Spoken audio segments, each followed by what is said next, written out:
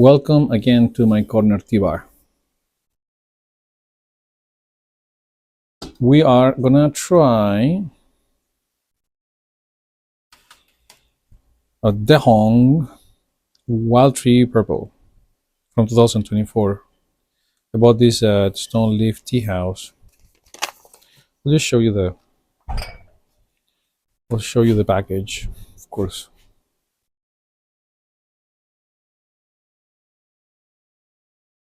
It smells dry in the back. It's super sweet, but it still has that rose petal kind of smell that all of the teas have for some reason. I'm sure this got some to do with how they store stuff. So why is it nothing else has that? Whatever they put the black teas or something, I don't know. This is a wild tree variety from Yunnan. It is, in the words, kind of like citrusy plums. Not many tannins, so it would be a tea that doesn't have a dry mouth like a lot of black teas. But we'll see. It has a pretty color, twisted leaves, twisted black leaves.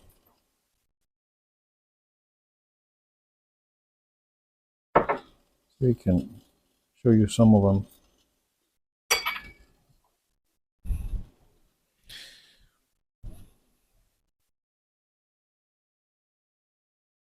That's kind of how it looks like. Some little bit of a dry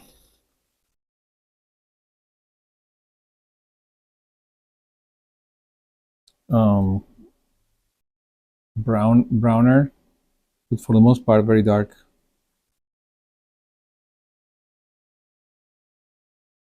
I'm gonna do like a first infusion without a rinse because I actually like how Hongchas. Well, this will be a Jancha, right? From Yunnan. They have this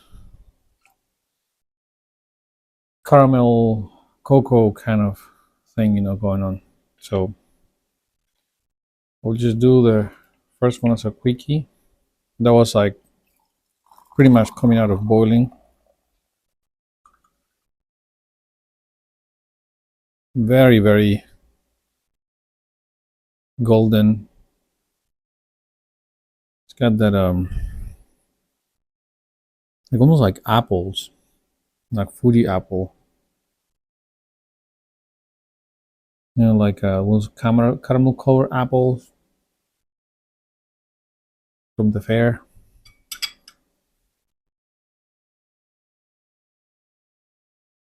Still has that like flower petal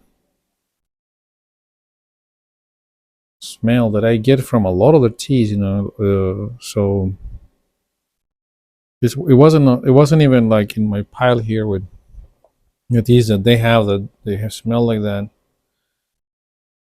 This is red tea they have that it's really strong smell like that. What is it? Nepal Ruby from Junchiavari has a really strong flower like stuff.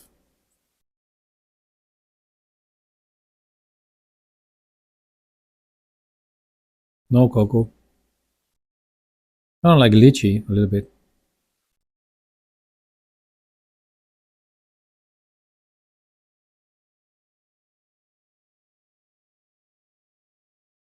It does have the profile that I will get from kind of like older teas. Like whoever is buying tea there has a specific appreciation of tea.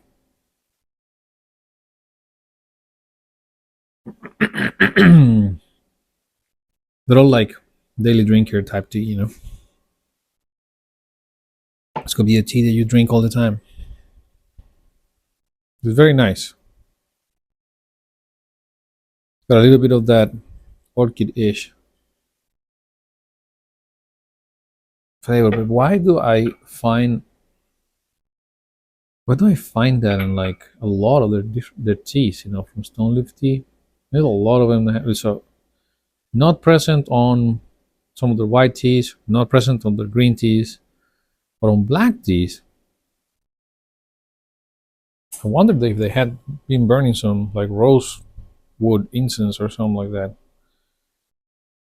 close to the teas or whatever. I don't know. It's like the same flowery smell. I don't know what it is.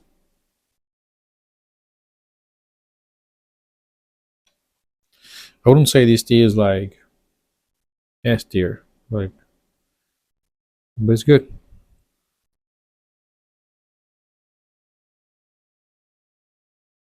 Very lychee like. Smells very good in the bag. Very fragrant in the bag. That's the other thing about it is like it's very fragrant in the bag.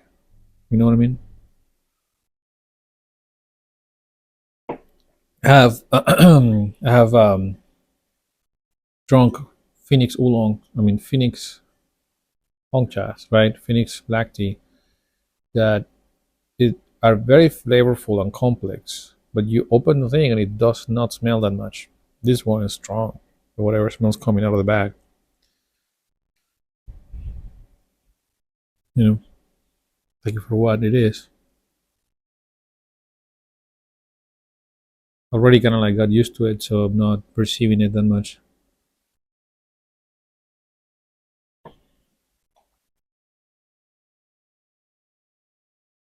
The leaves have turned rusty color, and like they're all. There's none of them that is looking dark. They're all kind of like brown, not a light brown, but brown, red, and the liquor in there looks golden like. Okay, got a little couple little leaves there for me.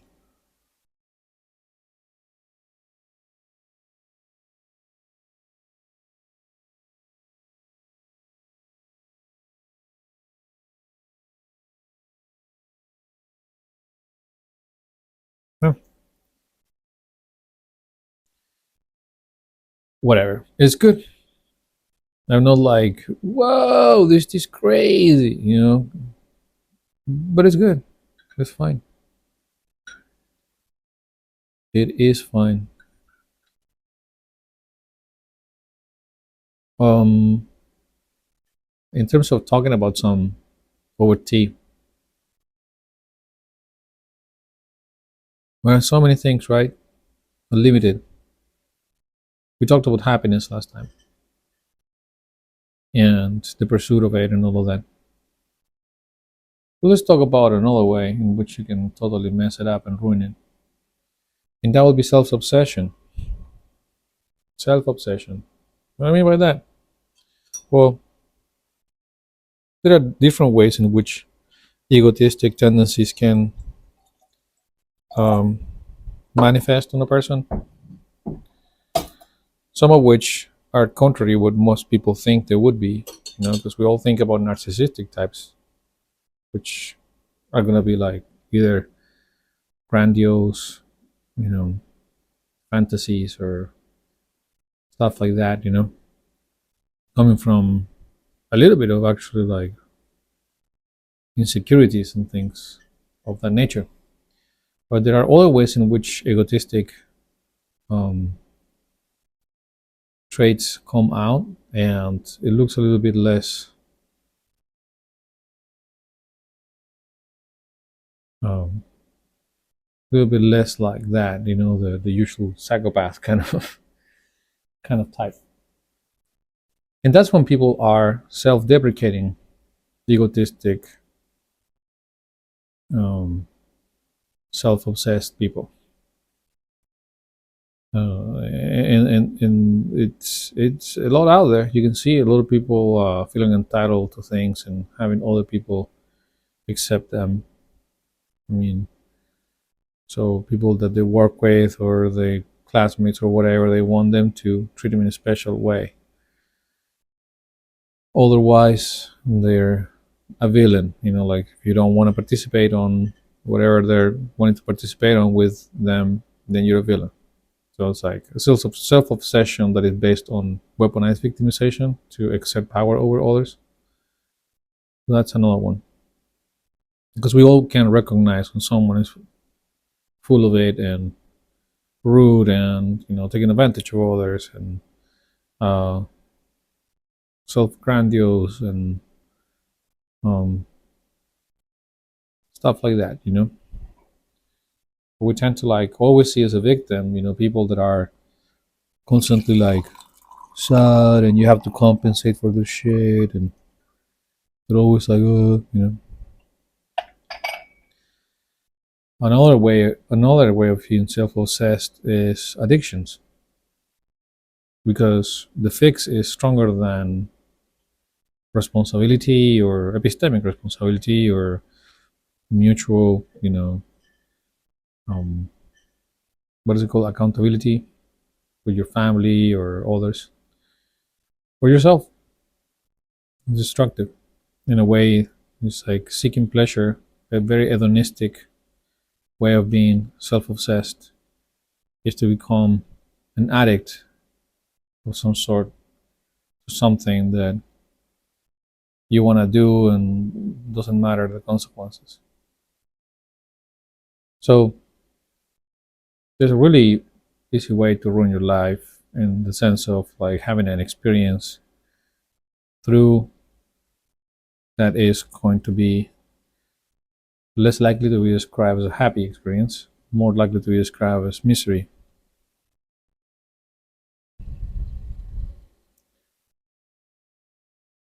I want to get this close to you. Very nice. See if I can actually. Yeah, there you go. That's a very nice color.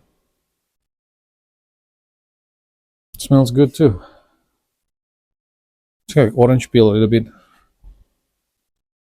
little bit of orange peel. It's okay. We have that figured out. Okay, well, there are ways in which self-obsession can be represented that are not usually the ones that we will associate with, and it's like the victim kind, and then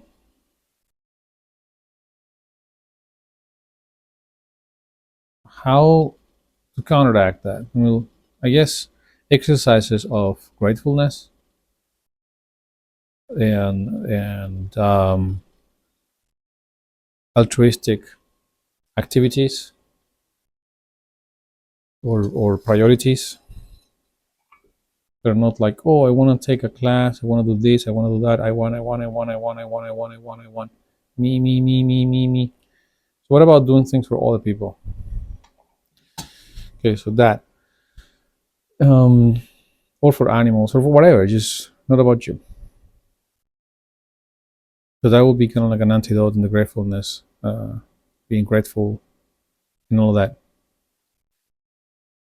Which reminds me that it seems to be the epidemic of this kind of stuff that's nowadays so evident when especially younger people um, may have to do with abundance and the lack of struggle, like actual struggle. Like we're not built to have everything at our fingertips. It actually makes us unhappy to not have to struggle for anything. So we'll just create a struggle or borrow one. We'll be very passionate about someone else's struggle to the point that when people that supposedly have the struggle come in, we're very annoying to them because we want to see them as a victim. And they're like, dude, I'm not a victim. Fine. You're like, no, but I know that you're a victim. It's like, I'm not. Like, you are a victim. You are down there. I'm not down there. I'm here with you. No, I know you're down there. You want to feel like you're here with me, but you're actually down there. That's another way. You can borrow a struggle that you think you know about, and then project it on people that really don't have that struggle or don't feel that reality is a struggle, and they just come out as an asshole, pretty much. I don't know. There's another word for that. Butthole. Um, but yeah. Mm. Well, it opened up and it's now like really been very, very soothing to drink this tea. It's a very nice profile that is not overly sweet. It's not dry. It's just that leathery, dry fruit kind of black tea thing. Yancha, I don't know. It's like from Yunnan and whatnot, but I'm not sure if this is actually Camellia sinensis. They're saying wild tree, and sometimes people talk about that. They talk about these other types of tea trees. I'm not absolutely sure that is Camellia sinensis. It may be this other one. I can't remember the name, but it's not Assamica either.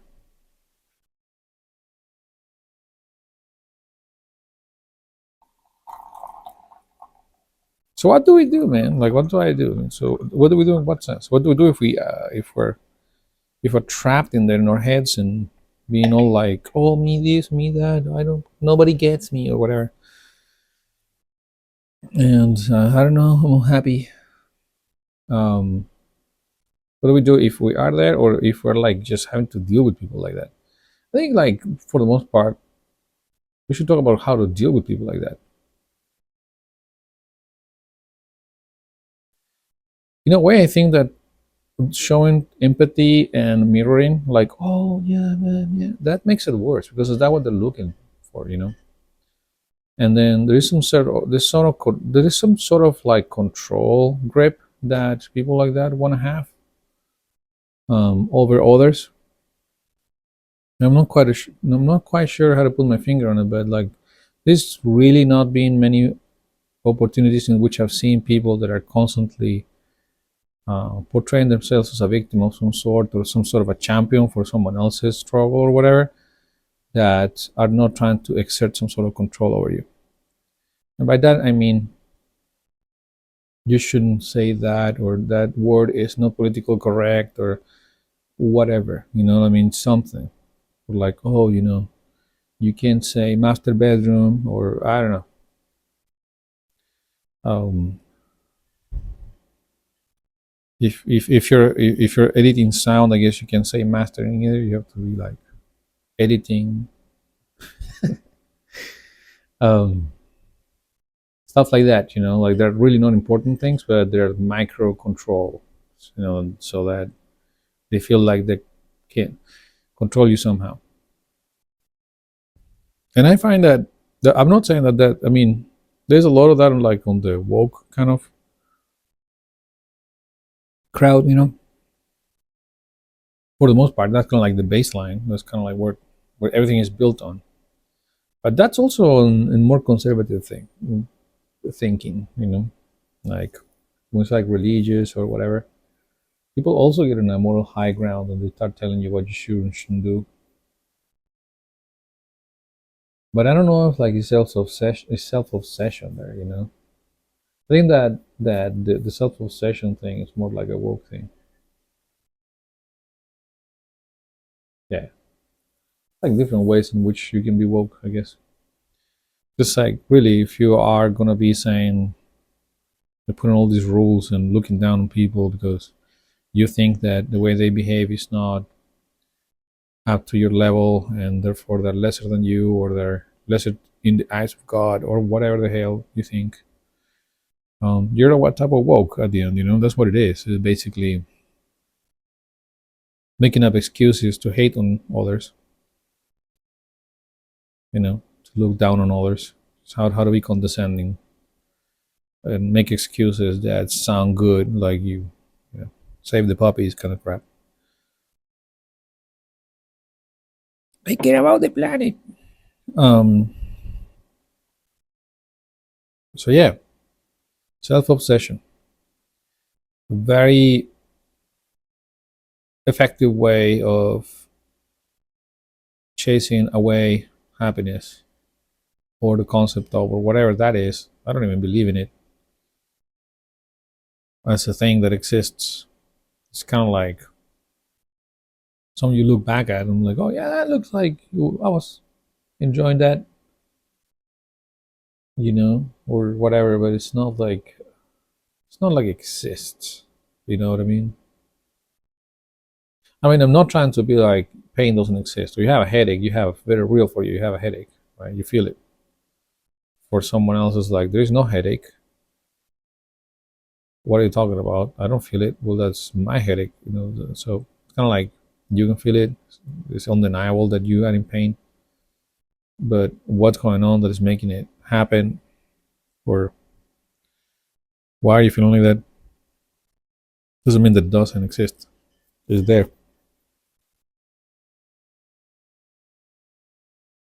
But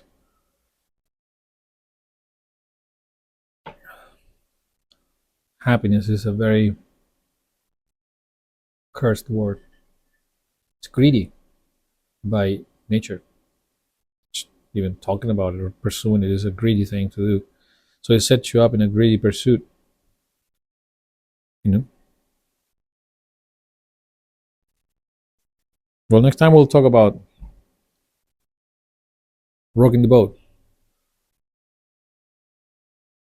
Lay low, keep it chill.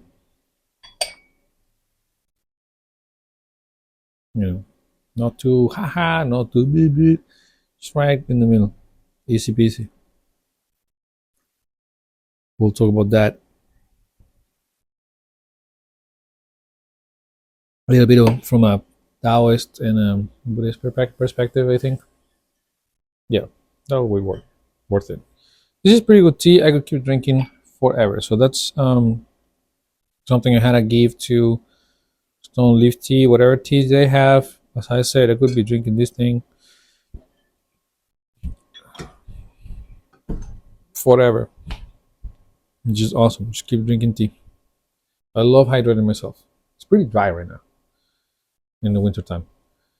I hope you enjoy the video. It's kind of random, but that's how it is. It's tea bar and stuff, and the stuff is random. So I hope you have a good time. We'll see you in the next one.